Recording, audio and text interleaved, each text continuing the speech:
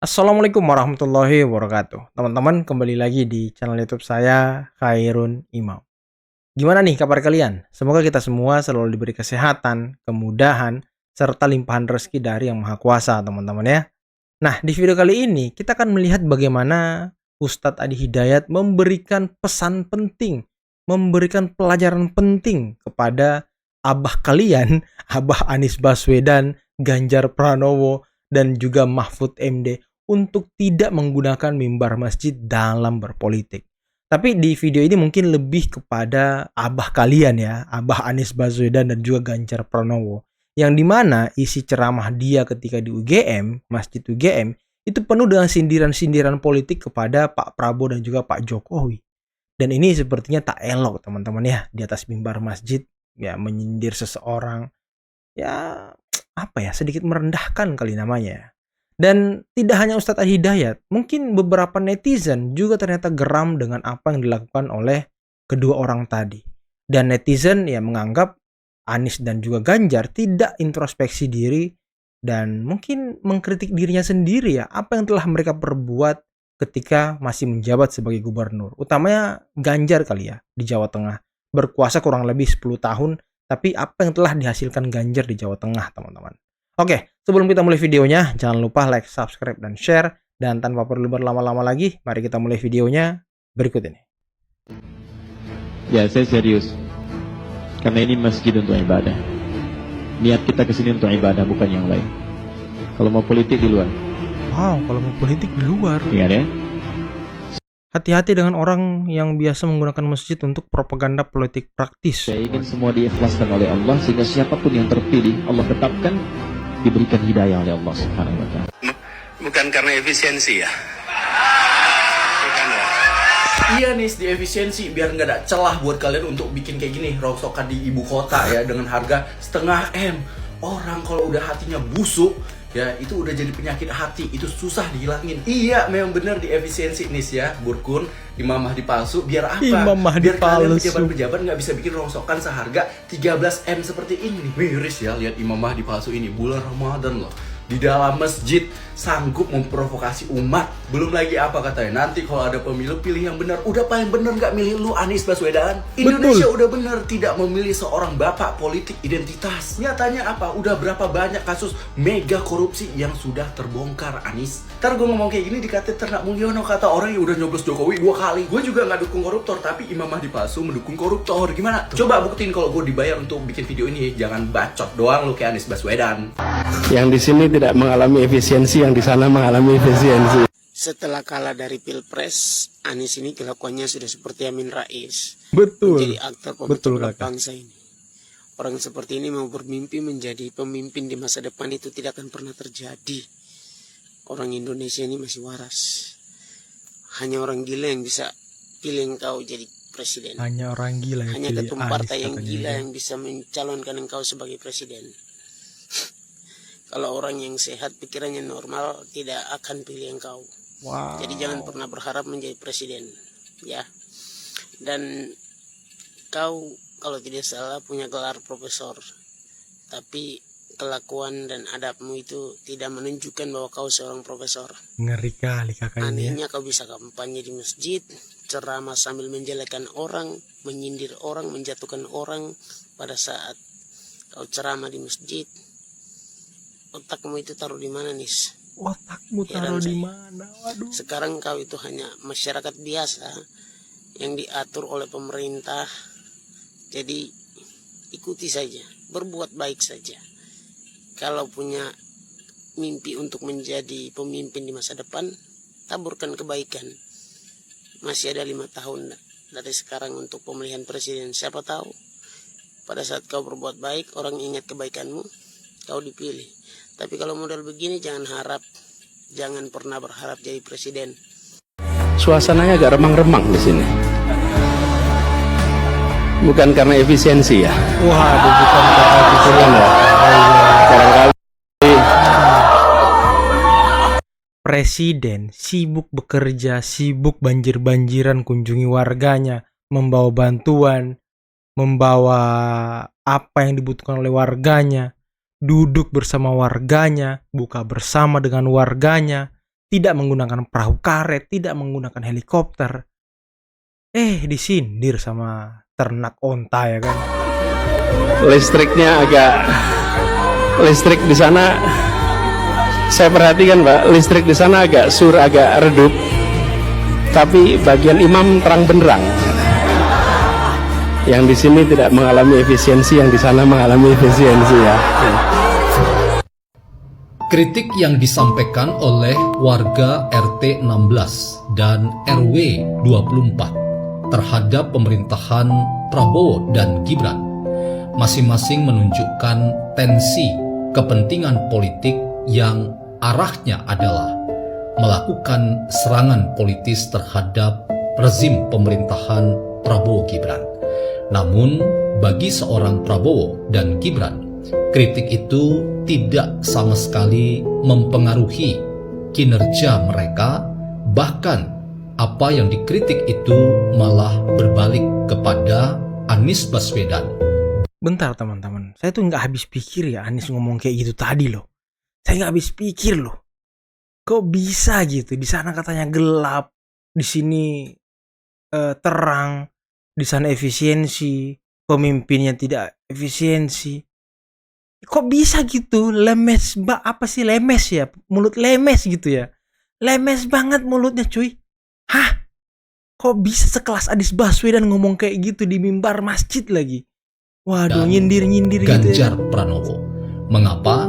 Karena sampai sejauh ini Prabowo dan Gibran terus-menerus berusaha untuk melakukan langkah-langkah politik terbaik untuk mempertanggungjawabkan amanah yang dipercayakan rakyat kepada mereka dalam berbagai macam usaha menghadirkan negara sebagai negara yang bertanggung jawab bagi peningkatan kesejahteraan dan keadilan rakyat banyak.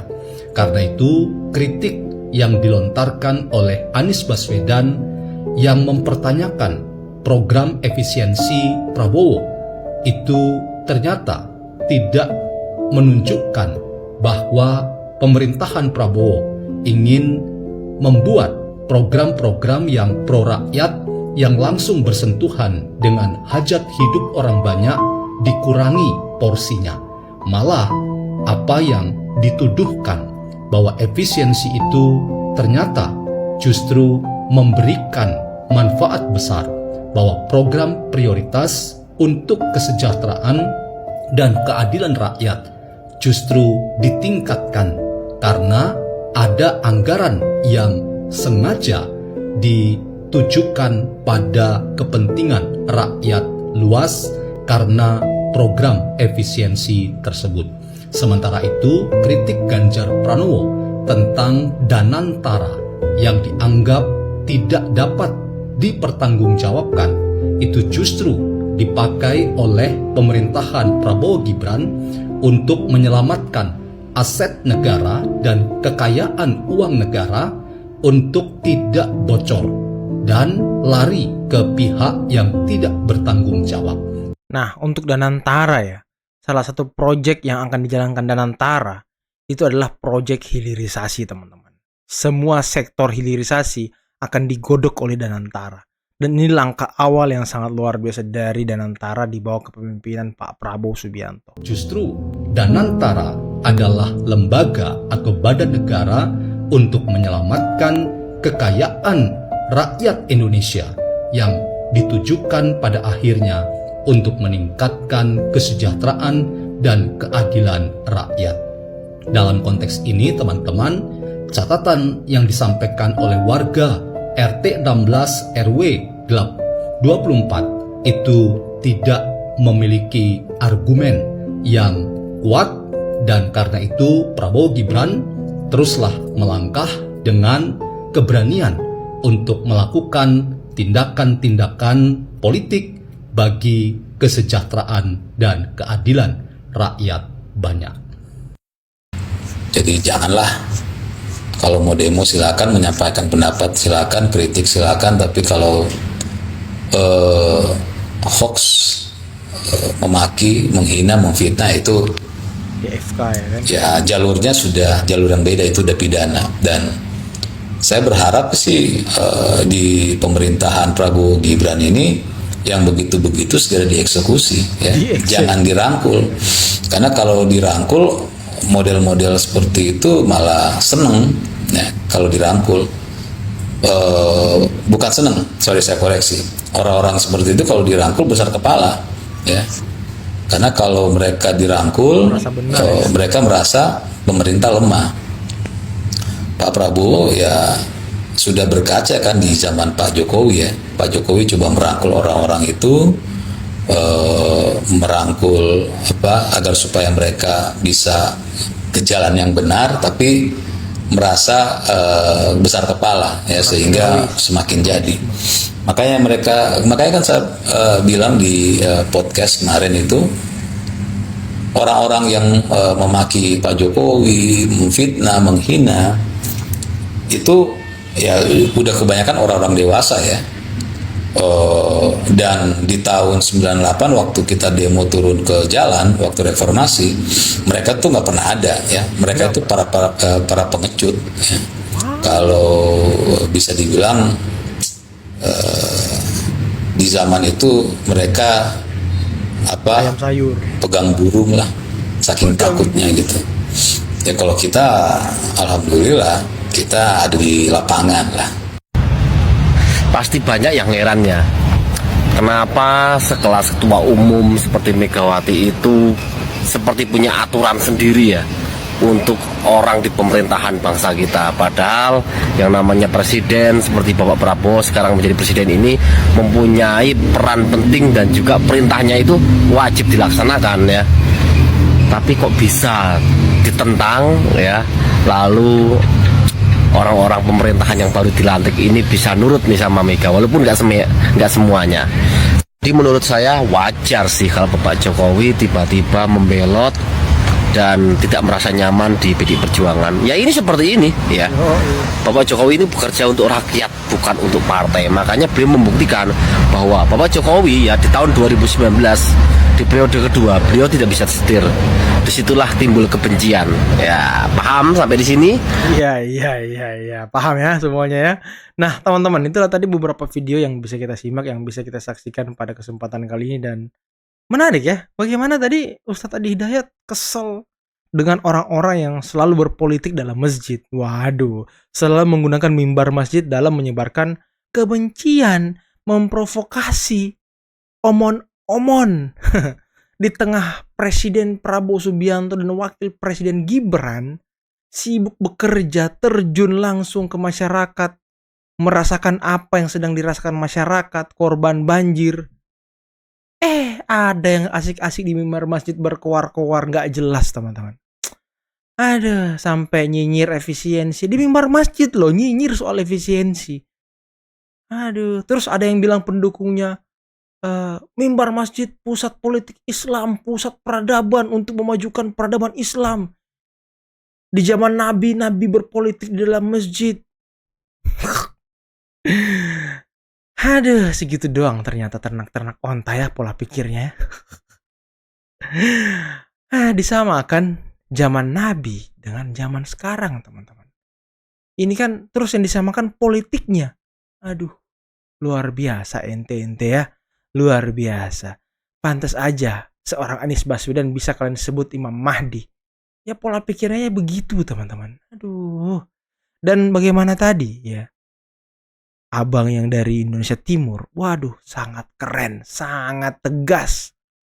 Kata-katanya tuh kalimat-kalimatnya pedas. Semoga Abah Anies denger itu, ya. Semoga abah kalian denger abang kita yang dari Indonesia Timur tadi. Biar dia sadar. Jadi mungkin Anies itu merasa selama ini harusnya dia menang jadi presiden karena dia kalah dengan kecurangan. Kalau nggak curang mungkin Anies menang. Nah, itu harapan dia, dan itu yang ada di kepala dia mungkin saat ini, ya. Jadi setiap dia ceramah, pidato, mematikan demokrasi, curang, apalagi ubah aturan, kuasai wasit, nah gitu-gitu tuh. Omongan-omongannya si abah kalian tuh. Aduh udah deh, nggak sanggup saya, teman-teman, nggak sanggup saya nyebut abah Anies itu. Aduh udahlah, cukup sekian dulu video kali ini. Jangan lupa like, subscribe, dan share videonya Akhir kata, billahi taufiq wal hidayah. Assalamualaikum warahmatullahi wabarakatuh.